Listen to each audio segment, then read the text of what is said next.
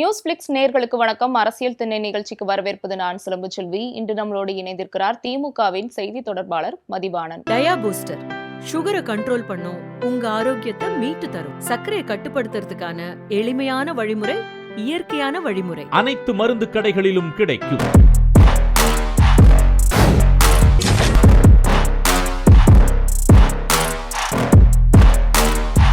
பொதுமக்களை பார்த்து உங்ககிட்ட யாராவது லஞ்சம் கேட்டா விஜயோட ஆட்சி நடக்குதுன்னு சொல்லுங்க அப்படின்னு சொல்லியிருக்காரு.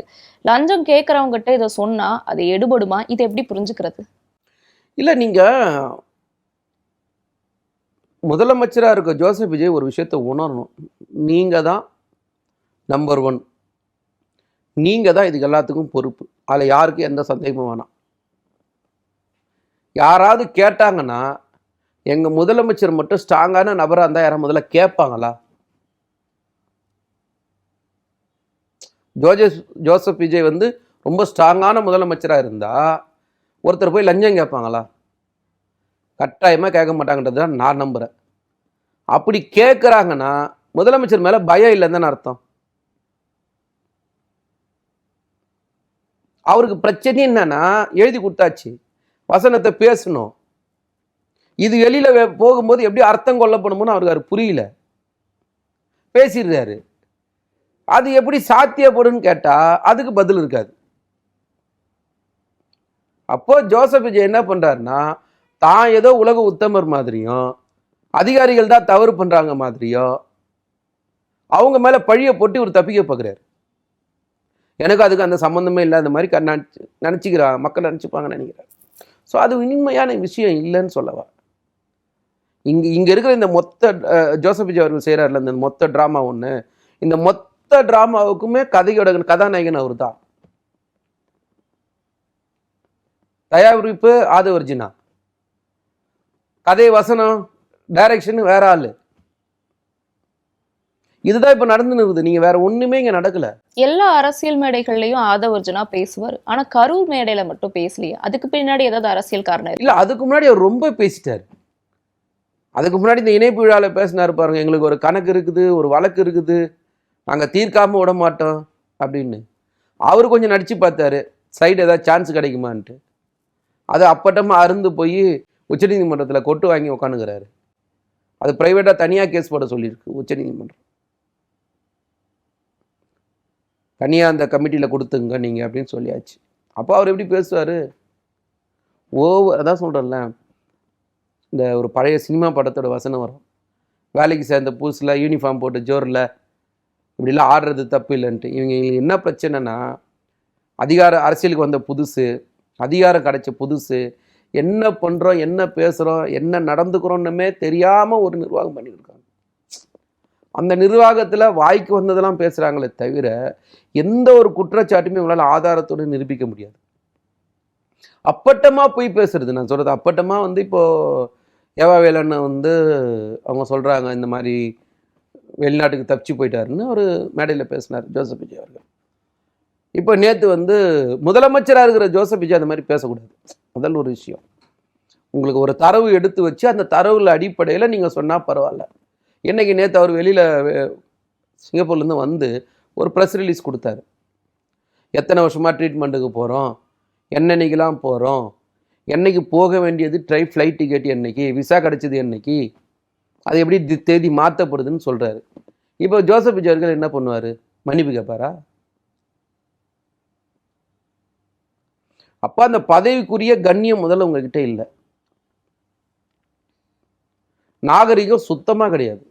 என்ன பண்ண போறீங்கன்னு உங்ககிட்ட கிடையாது. அப்போ நீங்கள் அந்த ஒரு ஃபேக் நரேட்டிவ் ஒன்று செட் பண்ணுறீங்க. அதனால அருந்து அசிங்கப்பட்டு ஒவ்வொரு இடத்துல நின்று இருக்கீங்க. ஆனால் ரொம்ப நாளைக்கு இது நீடிக்காதுன்றது தான் என்னுடைய கருத்து. இப்போது இன்னைக்கு கொஞ்ச நாளைக்கு ஏமாற்றலாம், எல்லாரையும் எல்லா காலமும் ஏமாற்ற முடியாதுல்ல. அந்த அரசு பணி கொடுத்தது கூட நான் சொல்கிறேன்னே, கூட இருந்த கூட்டணி கட்சிக்காரங்களும் எதுக்கு தானே செஞ்சாங்க. அப்போது நீங்கள் செய்கிற செயலெல்லாம் சுய விளம்பரத்துக்கும் உங்களுடைய சுயநலத்துக்காக மட்டும்தான் நிர்வாகம் செய்கிறீங்கன்னு தான் நான் பார்க்குறேன். முன்னாடியே ஆளுநரை சந்திச்சு திமுக விஜய் ஆட்சியில குதிரை பேரம் நடக்குதுன்னு குற்றச்சாட்டு வச்சாங்க. இப்ப மீண்டும் எம்.ஆர். விஜயபாஸ்கர் பேசின ஒரு ஸ்டேட்மெண்ட்டை வச்சு ஆளுநர்கிட்ட கடிதம் கொடுக்க போறதா தகவல் வெளியாயிருக்கு. இப்படி தொடர்ச்சியா பல கட்சி தலைவர்களும் விஜயோட தாவேகா அரசு மேல குதிரை பேரம் நடக்குதுன்னு குற்றச்சாட்டு வச்சுக்கிட்டு இருக்கப்ப ஆளுநர் ஒருவேளை நடவடிக்கை எடுத்தா தாவேகா ஆட்சி கவிழ்றதுக்கு வாய்ப்பு இருக்கா? ஆளுநர் நடவடிக்கை எடுக்கணும், ஆனால் எடுக்க முடியாதுல்ல. ஏன் எடுக்க மாட்டாருன்னா, ஆர்எஸ்எஸ் உடைய ஆட்சி தானே இங்கே மறைமுகமாக நடைபெறுது. அவங்க எப்படி எடுப்பாங்க? கூப்பிட்டு குறைந்தபட்சம் விளக்கம் கேட்டிருக்கலாம்ல. ஆனா அதே ஆளுநர் தானே விஜய் ஆட்சி அமைக்க விடாம 4 தடவை திருப்பி அனுப்புனாரு. இல்லை, நீங்கள் அந்த டைமில் நடந்த கூத்துக்கும் இப்போ இருக்கிற கூத்துக்கும் வந்து அதுக்கப்புறம் காம்ப்ரமைஸ்னு ஒன்று இருக்குல்ல. நீங்கள் அந்த 4 தடவை போகும்போது இந்த குறிப்பாக பார்த்தீங்கன்னா இந்த கேவிஎன் படத்தோட ப்ரொடியூசர் அன்னைக்கே வந்து நின்றுந்தார். எப்படி வந்தார்? யார் அவரு? எதுக்கு அந்த இடத்துக்கு வந்தார்? யாருமே பதில் சொல்லலையே. அப்போது இன்னைக்கு ஆளுநர் வந்து இன்னைக்கு மறைமுகமாக வந்து பிஜேபியோட மும்மொழி கொள்கை மறைமுகமாக திணிக்கப்பட்டாச்சு. அதை நீங்கள் யாருமே மறுக்க முடியாது.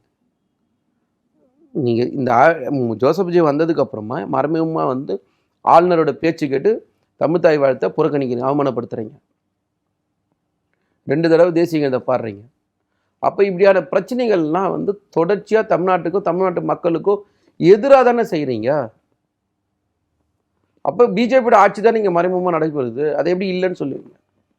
இப்ப ஆளுநர் நடவடிக்கை எடுக்க மாட்டாரு. எனக்கு தெரிஞ்சு எடுக்க மாட்டார் அவர். கூப்பிட்டு குறைந்தபட்ச விளக்கம் கேட்டிருக்கணும், அதை கேட்கலையே. இப்போ நாம ஆளுங்கட்சியாக இருக்கும்போது நம்ம ஒரு விஷயத்தை கொடுத்தா அன்றைக்கு இருந்த ஆளுநர் வந்து அந்த உரையே படிக்காம போனார். அப்புறம் படிக்கும்போது அவர் இஷ்டத்துக்கு அதை டிக்டேட் பண்ணார். ஆனால் இந்த ஆளுநர் எல்லாத்தையும் படிக்கிறாரு. அப்போ அவங்களுக்கு தேவையான ஆட்சி வந்துடுச்சுன்னு தானே உண்மையாக நடக்குது. அப்போ நிறைய விஷயங்கள் இருக்கு. பிஜேபி ஆர்எஸ்எஸ் வந்து தனக்கு எதிராக ஒரு ஆட்சி செய்தால் நிச்சயமா இப்படிலாம் நிம்மதியாக விட மாட்டாங்க. அப்போ தனக்கு சாதகமான ஒரு ஆட்சி நடக்கிறதுனால தான் அவங்க வேடிக்கை பார்க்குறாங்கன்றதை நான் நினைக்கிறேன். நிச்சயமா ஆளுநர் நடவடிக்கை எடுப்பார் நம்பிக்கை எனக்கு இல்லை. தொடர்ச்சியா தாவேகாவோட ஆட்சியில பள்ளிகள்ல தாவேகா கட்சியினர் உள்ள போறதும் விஜயோட போட்டோ மாட்டுறதும் விஜயை பத்தி பேசுறதும் இந்த மாதிரியான விஷயங்களை ஈடுபடுறாங்க. அதுக்கு பள்ளி கல்வித்துறை அமைச்சர் கூட கண்டனம் தெரிவிச்சிருக்காரு. இருந்தாலும் இவங்களோட செயல்பாடுகளை நீங்க எப்படி பாக்குறீங்க? இல்லை, நீங்கள் இந்த ரீல்ஸ் ஆட்சி நடக்குதுல்ல, ஜோசப் விஜயோட ஆட்சி வந்து ரீல்ஸ் ஆட்சி. இந்த ஆட்சியை பொறுத்த வரைக்கும் நீங்கள் சட்ட ஒழுங்கோட மிகப்பெரிய பிரச்சனை வந்து தாவேகா நிர்வாகிகளே ஈடுபடுறது ஒரு பெரிய தலைவலியாக இருக்குது. நீங்கள் வந்து மாமூல் கேட்குறதா இருக்கட்டும், பாலியல் சீண்டல் வழக்காக இருக்கட்டும், ஃபோக்சோ வழக்காக இருக்கட்டும், இந்த மாதிரி நீங்கள் சொந்த கட்சியை சார்ந்த எம்எல்ஏ மேலேயே வந்து 2 மகளிர் வந்து கம்ப்ளைண்ட் சொல்கிறாங்க. அந்த கம்ப்ளைண்ட்டுக்கு இந்த நிமிஷம் வரைக்கும் நடவடிக்கை இல்லையே சரவணன் மேலே. அதை பற்றி இன்னி வரைக்கும் பேசவே இல்லையே, பேசவும் தயாராக இல்லையே. அப்போ இந்த மாதிரி ஒரு மோசமான ஆட்சியை வந்து நீங்கள் எப்படி அவங்க பேசுவாங்க? திரும்ப திரும்ப நீங்கள் இந்த எம்எல்ஏ சேரில் போய் உக்காந்து ஃபோட்டோ எடுக்கிறது, ரீல்ஸ் எடுக்கிறது, அமைச்சருடைய கார்களில் பலம் வர்றது, இதெல்லாம் எப்படி நீங்கள் வந்து கட்டுப்படுத்துவீங்க? அது ஜோசப் விஜய் தான் செய்யணும். குறைஞ்சப்பதான் தன்னுடைய எம்எல்ஏகளுக்காவது தன்னுடைய கட்சிக்காரங்களுக்காவது இந்த மாதிரி செய்யாதீங்கன்னு ஒரு ஸ்டேட்மெண்ட் கொடுக்கலையே அவர். இது வரைக்கும் கொடுக்கலையே, பேசவே இல்லையே அவர், அதை பற்றி கண்டிக்கவே இல்லையே. அப்போ செயல்படாத ஜோசப் விஜய் வச்சு நீங்க என்ன பண்ண முடியும்? இங்க பிரச்சனையே வந்து செயல்பாடு தான். இந்த செயல்பாடு மிகப்பெரிய ஒரு கேள்விக்குறியா இருக்கு. ஜோசப் விஜய் வாயை திறக்காம, ஜோசப் விஜய் வேலை செய்யாம இது எல்லாம் சரி பண்ண முடியுமான்னு கேட்டா எனக்கு தெரிஞ்சு சரி பண்ணவே முடியாது. தெரியாதுங்க, வெளிப்படையா சொன்னா அவங்க எதுவும் நிர்வாகம்னா என்னன்னு தெரியாது. இப்போ விஜய் இதை மறைமுகமா ஆதரிக்கிறாருன்னு சொல்ல வரீங்களா? இல்ல, மறைமுகமா ஆதரிப்பாரா இல்ல அதை எதிர்க்கிறாரா, ஒன்று அவர் வாய் திறந்து பேசணும். இதை வந்து அவர் வந்து இதை செஞ்சுருக்கீங்க செய்யாதீங்கன்னு சொல்லணும். செய்ய மாட்டார். அப்போ அவர் அது என்ன மனநிலையில் இருக்காரு, இல்லை அவருக்கு அது தெரியுதா தெரியலையா, அந்த ஒரு கேள்வி இருக்குல்ல. இப்போ ஒரு வேளை தெரியாமே இருந்தாருன்னா என்ன பண்ணுவீங்க? இப்போ முதலமைச்சர் ஒருத்தர் முதல் போட்ட அமைச்சர் ஒருத்தர். எல்லாம் முதல் போட்ட அமைச்சரே பார்த்துக்கிட்டோன்றதுக்காக அவர் வேடிக்கை பார்த்தாருன்னா என்ன பண்ண முடியும்? அப்போ முதல் போட்ட அமைச்சரும் இது பதில் சொல்லணும், இல்ல மக்களால் முதலமைச்சர்னு சொன்னதும் பதில் சொல்லணும். இங்க ரெண்டுமே இல்லை. ஒன்று ஆதவர்ஜுனா சொல்லணும், இல்லைன்னா ஜோசப் விஜய் சொல்லணும். அதுதான் ஒருத்தர் முதல் போட்ட அமைச்சர், ஒருத்தர் முதலமைச்சர்னு சொல்லணும். முதல் போட்ட அமைச்சர் அமைதியா இருக்காரா இல்லை முதலமைச்சர் அமைதியா இருக்காருன்னு இங்கே தெரியல. ஸோ இந்த ரெண்டு பேரும் ஏதாவது ஒரு முடிவு பண்ணாதான் தமிழ்நாட்டுக்கு ஒரு விடிவு வரும். முதல்ல இந்த கட்சியையோ இந்த ஆட்சியையோ தாவகக்காரங்கிட்டதும் காப்பாற்றணும். இந்த டிவிகேக்காரங்க பண்ற அட்டகாசம் தமிழ்நாட்டு மக்களால் தாங்க முடியல. மாமூல் வசூல் பண்றது இதெல்லாம் இன்னொரு பக்கம். இதுக்கெல்லாம் எனக்கு தெரிஞ்சா ஏதாவது செய்வாரான்னு கூட எனக்கு தெரியல. அவருக்கு தெரியுதா தெரியலையா, அவர் என்ன கட்டத்தில் இருக்கிறாருன்னே தெரியல. அதை நான் எப்படி சொல்றதுன்னு தெரியல. இந்தியாவில் இருக்கக்கூடிய எல்லா மாநில அரசு நிகழ்ச்சிகள்லையும் வந்தே மாதரம் பாடப்படணும்னு இப்ப கட்டாயமான சுற்றறிக்கையை ஒன்றிய அரசு அனுப்பியிருக்காங்க. இது எப்படி பாக்குறீங்க? இல்லை, அதாவது ஒன்றிய அரசு ஜியோ வேற. இது எனக்கு தெரிஞ்ச வரைக்கும் இவங்க ஆர்டரெல்லாம் போடலை, ஜியோவெல்லாம் போடலை. எதிர்க்கிறதுக்கு துணிவு வேணும். நம்மளுடைய உரிமையை காப்பாற்றணும்.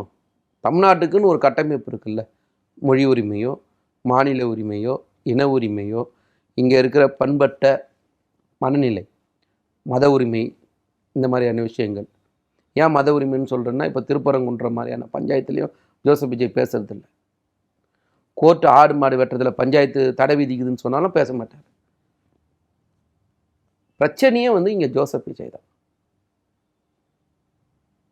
ஸோ இந்த சுற்றறிக்கை வருது அப்படின்னு சொன்னால் அவர் காம்ப்ரமைஸ் பண்ணி தான் எனக்கு தெரிஞ்ச வரைக்கும் பதவியேற்புழாலேயே அது பாடப்பட்டது. ஸோ தன்னுடைய பதவிக்காக மாநில உரிமையை அவர் அடமான வைக்கிறாருன்றது தான் நான் பார்க்குறேன். நீங்கள் எனக்கு தெரிஞ்சு வெஸ்ட் பெங்காலில் அவங்க ஆட்சி வந்தது, பிஜேபி ஆளுச்சு, வந்தே மாதரம் பாடப்படலையே. பக்கத்தில் கேரளாவில் அதே பதவியேற்பில் வந்தே மாதரம் பாடப்படலையே. அப்போ தமிழ்நாட்டில் மட்டும் அது பாடப்படுதுன்னா அப்போ அதை விட்டு கொடுத்தது யாரு? ஜோசப் விஜய். அப்போ நீங்க விட்டு கொடுத்த ஜோசப் விஜய் கிட்ட போய் நீங்க இதை பத்தி பேசணும்னு சொன்னா அவருக்கு அதை பத்தி என்ன தெரியும்? இல்லை எனக்கு அதெல்லாம் பரவாயில்ல, எனக்கு கவலைலாம் கிடையாது, எனக்கு என் பதவி முக்கியம்னு நினைச்சாருன்னா அதையும் அவர் தான் சொல்லணும். ஸோ இவருக்கு குறைந்தபட்சம் பிஜேபி வாழ்ற மாநிலத்திலேயே பாடல இந்த பாட்டு, தன்னுடைய கூட்டணியில் இருக்கிற காங்கிரஸ் ஆள்ற கேரளால பாடல அப்படின்றதா தெரியுமா? அவரு இந்த சினிமா ஷூட்டிங் போய் என்ன ஆயிட்டாருன்னா வாரத்தில் 2 நாள் வீக் டேஸ் மாதிரி ஆயிட்டாரு. அந்த 2 நாள் தொடர்பு கொள்றாங்களா, தொடர்பு கொள்ள முடியலையா, நிகழ்ச்சி இருக்கா, நிகழ்ச்சி இல்லையா, எதையாவது குறைந்தபட்சம் முதலமைச்சர் இருக்கிற இடத்த முகாம் அலுவலகம்னு சொல்றாங்க. அந்த முகாம் அலுவலகத்துக்காவது யாராவது வராரா, ஃபைல் பார்க்குறாரான்னு தெரில. எப்படி ஆகி போச்சுன்னா, சார் கருப்பு சட்டை போட்டு வந்தாரு, சார் வெள்ளை சட்டை போட்டு வந்தாரு, சார் பட்டு வேஷ்டி கட்டின்னு வந்தாரு. இந்த மாதிரி தமிழ்நாட்டோட நிலைமை மாறி போச்சு. தமிழ்நாட்டு மக்கள் மத்தியில் வளர்ச்சியை பேசின ஒரு தமிழ்நாடு இன்னைக்கு ரீல்ஸை பேசிட்டு இருக்காங்க. அப்போ வளர்ச்சியை பத்தி இந்த 50 நாள்ல ஜோசப் விஜய் எங்கேயாவது ஒரு இடத்துல பேசியிருப்பாரா? ஒரே ஒரு இடத்த காட்டுங்க. நான் ஆட்சிக்கு வரும்போது இந்த மாதிரி இருந்தது, இந்த 50 நாள்ல நான் இந்த மாதிரி கொண்டு வந்திருக்கேன் ஒன்று சொல்லுங்க. ஒண்ணுமே கிடையாது. மொத்தமா மார்க்கு போனோம்னா 0 தான் கொடுக்கணும். ரொம்ப நாளைக்கு ரீல்ஸ் வச்சு ஆட்சி நடத்த முடியாது. தயவு செஞ்சு அப்பட்டமா பொய், அப்பட்டமா நடிப்பு, அப்பட்டமா வேஷம். ஏதாவது கேட்டா திமுக, ஏதாவது கேட்டா அப்படின்னா எப்படி எது ஒன்றும் பண்ண முடியும்? எதுவுமே பண்ண முடியும். நமக்கு தேவை வளர்ச்சி. வளர்ச்சிக்கான திட்டங்கள் பத்தி ஏதாவது சொல்லுங்க. இல்லையே. எந்த விதமான 50 நாள்ல எந்த விதமான வளர்ச்சி திட்டங்களையுமே சொல்லலைன்ற நான். தாவேகா அமைச்சர்களான கீர்த்தனா, அடுத்து சரத்குமார் உட்பட பல அமைச்சர்களும் தொடர்ச்சியா சர்ச்சையில மாட்டிட்டு இருக்காங்க. இது எப்படி பாக்குறீங்க? இல்லை நீங்க அது தொழில்துறை அமைச்சராக இருக்கட்டும், இல்லைன்னா சரத்தா இருக்கட்டும், நீங்கள் சரத் விஷயம்லாம் நீங்கள் பேசணும்னா குறைந்தபட்சம் அவரெல்லாம் மந்திரிலேருந்து நீக்கியிருக்கணும். ஒரு பொதுவெளியில் நீங்கள் இன்னைக்கு பயன்படுத்தியிருந்தாலும் சரி, அது முன்னாடி பயன்படுத்தியிருந்தாலும் சரி, போதைப் பொருளை எப்படி நீங்கள் பயன்படுத்துவீங்க பொதுவெளியில்? அதை கூப்பிட்டு ஒரு வார்த்தை சரத்தை கூப்பிட்டு கண்டிச்சான்னு கூட நம்ம பார்க்கலையே. ஒரு கேள்வி கூட, அந்த மாதிரியான ஒரு செய்தி கூட நம்ம எங்கேயுமே கேள்விப்படலையே. அப்போ ஜோசப் விஜய் தனக்கு கீழே இருக்கிறவங்க என்னவா இருக்கணும்னு எதிர்பார்க்குறாரு, எப்படி இருக்கணும்னு எதிர்பார்க்குறாரு? பதில் இல்லை. கீர்த்தனா என்ன, அந்த அம்மா என்ன படிச்சிருக்காங்கன்னு தெரியல. அவங்க போய் ஒரு குழந்தைய ஸ்கூலில் எழுந்து நீ சொல்லுங்கன்னா அதை ரீல்ஸ் எடுக்கிறீங்களா? மனசாட்சியே கிடையாதா? அந்த குழந்தையோட மனநிலையிலேருந்து கொஞ்சம் யோசிச்சு பாருங்க. இங்கே எல்லாருமே என்ன, அப்போ உங்களுக்கு என்ன ஒரு பிரச்சனை இருக்குன்னா, ரீல்ஸ்லேயே ஆட்சி நடத்திடலாம், ரீல்ஸை வச்சே பொழப்பு ஓட்டிடலாம் அப்படின்னு நினைக்கிறீங்க. என்னை பொறுத்தவரைக்கும் இந்த 2 பேரை கூப்பிட்டு ஜோசப் விஜய் ஒன்று கண்டிக்கணும், இல்லைன்னா நீக்கணும். அவர் கண்டிக்கவும் தயாராக இல்லை. ஏன்னா ஒருவேளை இவங்களுக்கு முதலமைச்சர் வேற, இவங்க 2 பேரையும் அமைச்சராக்கின முதல் போட்ட அமைச்சர் வேறையான்னு தெரியல எனக்கு. ஏன்னா முதல் போட்ட அமைச்சர்கிட்ட வேலை செய்ததா சொன்னாங்க கீர்த்தனா. அவங்களுடைய கம்பெனியில் ஒர்க் பண்ணதா சொன்னாங்க, வாய்ஸ் ஆஃப் காமர்ஸில். அப்போ நீங்கள் அந்த மாதிரி நபரை வச்சு அமைச்சராக்கி அவங்க செயல்படுற ஒவ்வொரு விதத்தையும் எப்படி பார்த்து ரசிக்கிறீங்கன்னு எங்களுக்கு புரியல. நீங்கள் இந்த தவறு நடக்குது அதுக்குள்ளே நான் வரல. ஆனால் அந்த தவறு எந்த மாதிரியான தவறு, அதனால் யார் பாதிக்கப்படுறா, அவங்களுடைய மனநிலை என்ன, அதனால் சமூகத்துக்கு நம்ம என்ன சொல்ல போகிறோம், அதெல்லாம் யோசித்து சொல்லுங்கன்னு சொல்கிறேன். நீங்கள் அதெல்லாம் யோசிக்காமல் உங்களுக்கு வேண்டப்பட்டவங்க நீங்கள் அமைச்சர் ஆகிட்டீங்கன்றதுக்காக நீங்கள் கற்றுக்கணும்னு முடிவு பண்ணால் 10 நாளில் கற்றுக்கலாம். நீங்கள் குறிப்பாக கீர்த்தனா வந்ததுக்கப்புறம் 45,000 கோடிக்கு மேலே தமிழ்நாட்டுக்கு வர வேண்டிய கம்பெனிஸ் அண்டை மாநிலங்களுக்கு போயிருக்குன்னு சொல்லி எல்லா எதிர்கட்சி தலைவருமே சொல்கிறாங்க. அதுக்கு இது வரைக்கும் பதிலே இல்லையே.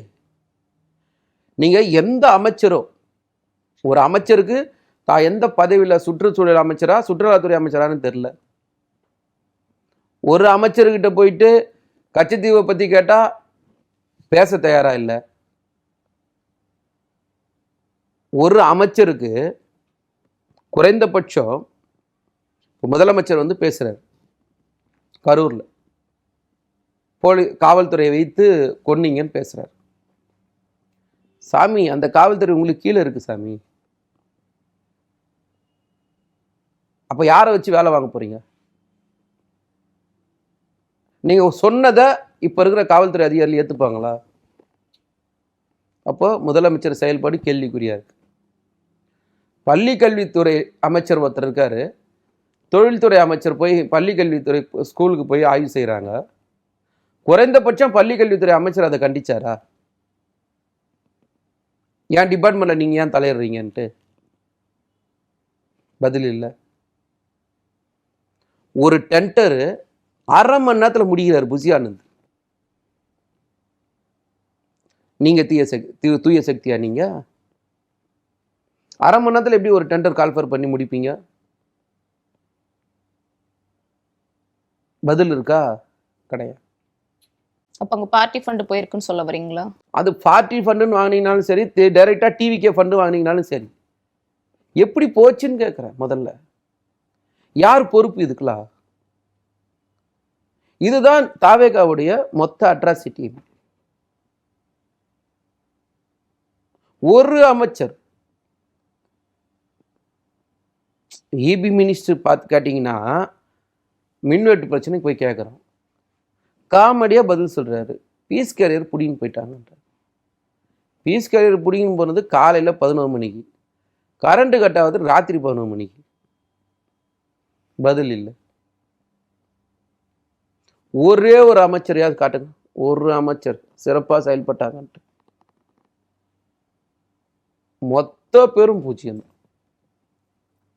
இந்த மொத்த பூஜ்ஜியத்துக்கு என்ன மதிப்பு கொடுப்பீங்க சொல்லுங்க? பூஜ்ஜியத்துக்கு என்னைக்குமே மதிப்பு கிடையாது, தனியா இருந்தா.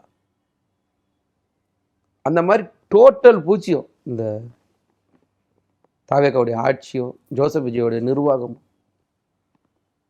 அப்போ கண்ணுக்கு தெரிஞ்சு பொய்யான நெரட்டிவ் செட் பண்ணி கரூருக்கு போயிட்டு ரீல்ஸ் ரெடி பண்ணுறது, சட்டமன்றத்துக்கு வந்தால் ரீல்ஸ் ரெடி பண்ணுறது, பொய்யா பேசுறது. என்னவோ ஒரு பெரிய இந்த கேள்வி கேட்ட மாதிரி அந்த கேள்விக்கு நாங்கள் ஏதோ பயந்து போயிட்டோன்ட்டு எங்களை நக்கல் வேற பண்ணுறது. இன்னைக்கு மொத்தமாக மூக்க அறுக்கப்பட்டதுன்னு உட்காந்துருக்கீங்க. என்ன சாதிச்சிட்டீங்க நீங்கள் சொல்லுங்க? ஒன்றும் கிடையாது. ஜோசப் விஜயோடைய நிர்வாகம்ன்றது என்னை பொறுத்த வரைக்கும் ஒன்றுமே இல்லாதது, வெறும் காலி பெருங்காய டப்பா தான். திமுக இருந்து பிரிந்து போன அனைத்து கட்சிகளுமே இப்ப தாவேக்கால இணைஞ்சிருக்காங்க. அவங்களுக்குள்ளேயே இப்ப முன்னுக்கு பின் முரணான சில செயல்பாடுகளில் ஈடுபடுற மாதிரி திருமா ஒண்ணு சொல்றாரு, மாணிக்கம் தாக்கூர் ஒண்ணு சொல்றாரு. அவங்களுக்குள்ளேயே ஒரு ஒற்றுமை இல்லையா, அல்லது தாவேக்காவுக்கு அவங்களை எப்படி ஆர்கனைஸ் பண்ணணும்னு தெரியாம இருக்கா, அல்லது இந்த முன்னுக்கு பின் முரணா பேசுறாங்களா திருமாவா இருக்கட்டும், மாணிக்கம் தாக்கூர், இந்த மாதிரியான கட்சிகள் எல்லாம் மீண்டும் திமுகவுக்கு வர்றதுக்கு வாய்ப்பு இருக்கா? நீங்கள் ஒரு விஷயம் இந்த தேர்தல் முடிவு யாருமே எதிர்பார்க்காத ஒரு முடிவு ஒன்று. ரெண்டாவது, நீங்கள் சொல்கிற அந்த கூட்டணி கட்சிக்காரங்கள் எல்லாருமே பார்த்தீங்கன்னா மிகப்பெரிய நீண்ட அரசியல் அனுபவம் உள்ளவங்க. யாருமே ஜோசப் விஜய் மாதிரி திண்ணையில் படுத்துனவங்க திடீர்னு கல்யாணம் ஆயிடுச்சுன்னு சொல்கிற மாதிரி திடீர்னு கட்சி ஆரம்பித்து திடீர்னு பிரச்சாரத்துக்கு போகாமல் திடீர்னு தேர்தல் திடீர்னு முதலமைச்சர் ஆகிட்டார். இங்கே இந்த பக்கம் உட்காந்துக்கிறவங்கலாம் பார்த்தீங்கன்னா 50 வருஷம் 60 வருஷம் அரசியல் அனுபவம் கொண்டவங்க. இவங்க அவங்களோட எப்படி போய் கம்பெனி ஆவாங்க? எனக்கு தெரிஞ்ச வாய்ப்பே இல்லை. ஆனால் வேறு வழி இல்லாமல் இருக்காங்க ஒன்று. ரெண்டாவது, எல்லாருமே என்னன்னா பிஜேபின்ற ஒரு கட்சி தமிழ்நாட்டுக்குள்ளே வந்துடக்கூடாது, ஆளுநர் ஆட்சி நேரடியாகவும் மறைமுகமாக வந்துடக்கூடாது, அந்த ஒரு எண்ணத்தில் தான் போய் ஆதரிச்சதே. விருப்பப்பட்டு ஆதரிச்சாங்களா, சந்தர்ப்ப சூழ்நிலை ஆதரிச்சாங்களோ ஆதரிச்சாங்க. ஆனால் அதன் பிறகு அவங்க நடந்துக்கின விதம் ஒன்று இருக்குல்ல, அதில் ஜோசப் விஜய் நடந்துக்கின விதம் ரொம்ப மோசமான ஒரு விதம் தான். இந்த நிமிஷம் வரைக்கும் அந்த ஆட்சி இருக்கு, சரி ரைட்டு, அந்த கூட்டணிக்கு முதல்ல ஒரு பேர் வைக்க முடியுதா? கூட்டணின்னு இருந்தா கிடையாது. இப்போ நாங்கள் வச்சிருக்கும் போது மதசார்பற்ற முற்போக்கு கூட்டணின்னு வச்சிருந்தோம். தேசிய ஜனநாயக கட்சியின் கூட்டணின்னு ஒரு கூட்டணி இருக்கு. ஜோசப் விஜய் ஒரு கட்சி ஆட்சி இன்னைக்கு நடக்குது, கூட்டணி ஆட்சி நடக்குது. அந்த கூட்டணிக்கு குறைஞ்சபட்ச பேர் சொல்லுங்க. இந்த மாணிக்கம் தாக்கூர் கொஞ்ச நாளைக்கு முன்னாடி கூட இந்த கூட்டணிக்கு ஒரு புதிய பேர் வச்சிருக்கோம் ட்வீட் ஒன்று போட்டிருந்தாரு. என்ன பேரு? வடிவேல் மாதிரி தான் கேட்கணும், இப்போ பேர் வச்சியா சோறு வச்சியான்னு. அதுக்கு பேர் சொல்லுங்க தயவு செஞ்சுன்ற. நான் அப்படி ஒன்று இல்லவே இல்லையே, வெறும் பூச்சியமாக தானே, திரும்ப பூச்சியமாக தானே இது இருக்கு. ஸோ அவங்களுக்கு அந்த நிர்வாகமே தெரியல. எனக்கு பாவமாக தான் இருக்குது பார்க்கும்போது. ஸோ அரசியல் நீங்கள் மக்களுக்காக நீங்கள் செய்கிறீங்கன்னு சொன்னால் இந்த தலைவர்களுடைய அனுபவமும் ஜோசப் விஜயோட வயசுமே மேட்ச் ஆகாது. அப்போ ஜோசப் விஜய் முதலமைச்சராக இருப்பார், அவர் நிர்வாகம் முன்னார், அவங்களுக்கு இவங்க இருக்கணும் அப்படின்னு சொன்னால் இவங்களுடைய அனுபவங்கள்லாம் இப்போ நீங்கள் உதாரணத்துக்கு அண்ணன் திருமா இருக்கட்டும், இல்லைன்னா சண்முக அண்ணனா இருக்கட்டும், எல்லாருமே யார் அண்ணா இருக்கட்டும், கூட்டணியில் இருக்கிறவங்க யார் அண்ணா இருக்கட்டும், எல்லாருமே ஒரு பிஜேபின்ற ஒரு கட்சியை தடுக்கணுன்றது நோக்கத்துக்காக தான் போனாங்க. ஆனால் அவங்க செயல்பாடு ஒரு நகைச்சுவையான செயல்பாடாக இருக்கிறதுனால அவங்களால ஜீர்ணிக்க முடியாத அந்த முரண்பாடான பேச்சு இருக்கிறதுக்கு காரணம். ஆனாலும் அது ரொம்ப நாளைக்கு நீடிக்காதுன்றதுக்காக நாங்கள் நம்புறோம். அப்போ அவங்கெல்லாம் மீண்டும் திமுகவுக்கு வரதுக்கு வாய்ப்பு இருக்கா? இல்லை, அவங்க எதிர்பார்த்த ஒரு நம்பிக்கை இருக்கும்ல, ஜோசப் விஜய் மேலே ஒரு நம்பிக்கை இருக்கும்ல, அந்த நம்பிக்கை அருந்து போகும்போது நிச்சயமாக திரும்பி வந்து தானே ஆகணும். வேற எங்கே போவாங்க? எனக்கு தெரிஞ்ச வாய்ப்பு இல்லையே வேற. ஆனா இதே கட்சிகளை திமுக கடுமையா விமர்சனம் பண்ணியிருக்கே, அப்போ அது எப்படி? இல்லை, அரசியல்ல விமர்சனங்கள் இருக்குல்ல, அது ஒரு சாதாரண விஷயம் தான் என்னை பொறுத்த வரைக்கும். எந்த ஒரு விமர்சனமுமே யார் மேலே விமர்சனம் வைக்கல அரசியல்ல, எல்லாரும் எல்லார் மேலேயும் விமர்சனம் வச்சிருக்காங்க. அதோட உண்மைத்தன்மை தான் எங்க பிரச்சனை. அந்த உண்மைத்தன்மை எந்த அளவுக்கு இருக்கு அப்படின்றத பார்க்கணும். நீங்க ஜோசப் விஜய் அவர்கள் பேசுற அந்த பேச்சு, நாம சொல்ற இப்ப குற்றச்சாட்டு எல்லாரும் பார்த்துட்டு தானே இருக்காங்க. ஸோ அதோட முடிவு வந்து மக்கள் எடுக்க போறாங்க. கூட்டணி தலைவர் நிச்சயமா எடுப்பாங்க. அது ஒன்றும் பெரிய விஷயம். தாவேக அரசுல தொடர்ச்சியா குற்ற சம்பவங்கள் நடக்குது. ஆனா முதலமைச்சர் விஜய் ஆட்சியை பிடிக்கிறதுக்கு முன்னாடி நான் வந்தா குற்ற சம்பவங்களே நடக்காது, அதுவும் பெண்களுக்கு எதிரான குற்றங்கள் நடக்கவே நடக்காதுன்னு உறுதி அளிச்சுட்டு தான் ஆட்சியை பிடிச்சாரு. ஆனா இப்போ தொடர்ச்சியா குற்ற சம்பவங்கள் நடக்குது. இதை எப்படி பாக்குறீங்க? அதான் நிர்வாகம் தெரியல, நிர்வாகம் பண்ண முடியல. சினிமாவில் வந்து நீங்கள் 3 மணி நேரத்தில் படம் முடிஞ்சிடும். ஓப்பனிங் ஒரு பாட்டு, ஒரு ஃபைட்டு, ஒரு சென்டிமெண்ட் சீனை வச்சிங்கன்னா இன்டர்வல் வந்துடும். அதுக்கப்புறம் திரும்ப அதே செட்டப் பண்ணிட்டு படத்தை முடிச்சுட்டு போயிடலாம். ஆனால் ரியல் லைஃபுக்குள்ளே நீங்கள் வரும்போது, இந்த நிர்வாக கட்டமைப்புக்குள்ளே வரும்போது, உங்கள் ஆட்சி, நீங்கள் உங்கள் கட்சியும் உங்கள் நிர்வாகிகள் பண்ணுறதையே உங்களால் நடவடிக்கை எடுக்க முடியலன்னு நான் சொல்ல வரேன். அது ஒரு பெரிய பட்டியல். அது வாட்சம்னா 3 வயசு குழந்தையிலேருந்து கற்பழிப்பு கேஸ்லேருந்து எல்லாம் தாவேகா நிர்வாகிகள் மேலேயே இருக்குதுன்னு நான் சொல்ல வரேன். ஸோ அந்த நிர்வாகிகள் மேலேயே ஒரு நடவடிக்கை எடுக்க தயாராக இல்லையே. நடவடிக்கை தயாராக இல்லாத ஒரு நபர் வந்து நீங்கள் வந்து சட்ட ஒழுங்கு எப்படி பாதுகாக்க முடியும்? நீங்கள் இந்த 50 நாளில் பார்த்தீங்கன்னா 1500 மேலே கொலை.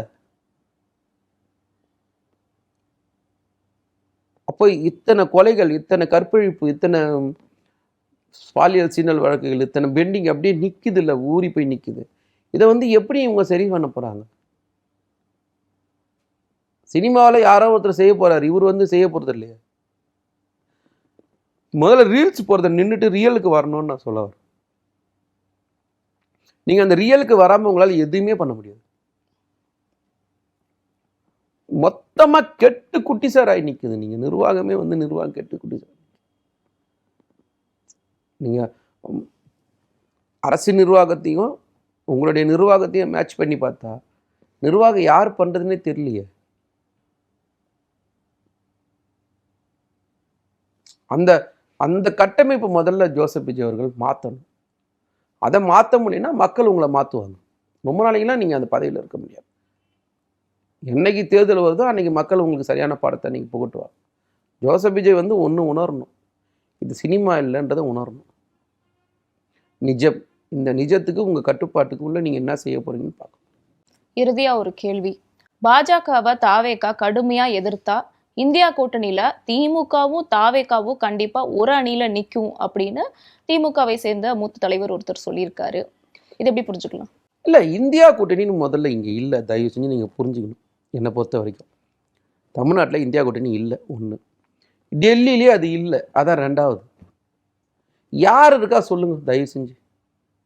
வெஸ்ட் பெங்காலில் மம்தா பானர்ஜி கூட இல்லை, அரவிந்த் கெஜ்ரிவால் டெல்லியில் இல்லை, பஞ்சாபில் இல்லை.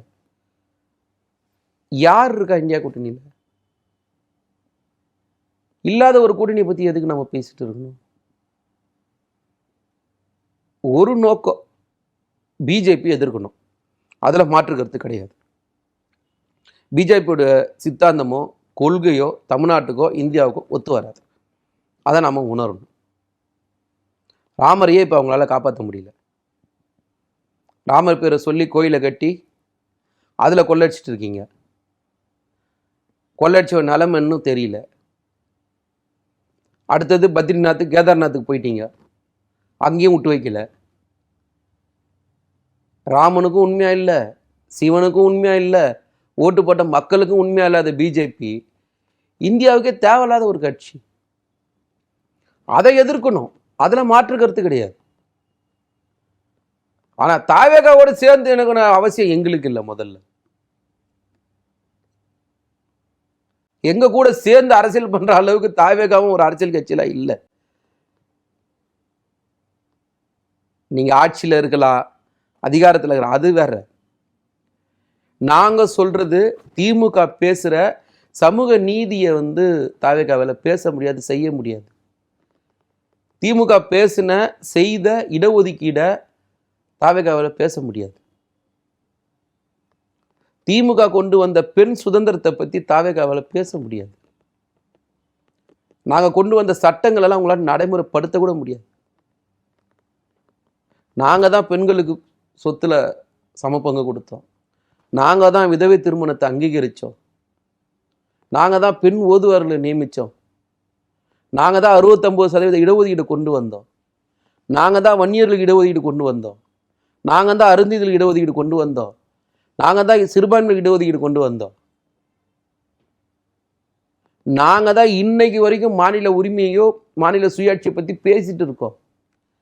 டீலிமிட்டேஷன் கொண்டு வந்தால் நாங்கள் தான் முதல்ல எதிர்த்தோம். எஸ்சிஆர் கொண்டு வந்தால் நாங்கள் தான் முதல்ல எதிர்த்தோம் இந்தியாவிலேயே. ஸோ ஒட்டுமொத்த இந்தியாவுக்கே வழிகாட்டி நாங்கள் தான். எங்க கூட சேர்ந்து அரசியல் பண்ற அளவுக்கு தாவேகா ஒரு கட்சியே கிடையாது.